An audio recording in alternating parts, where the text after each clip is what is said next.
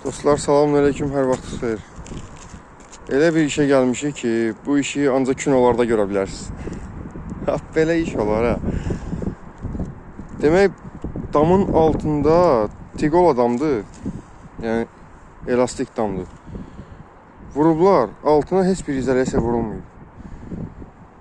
Bütün su buraxan yerlərdən və havalandırma qoyulmadığına görə görürsünüz, məsələn, bu dikt salamatdır.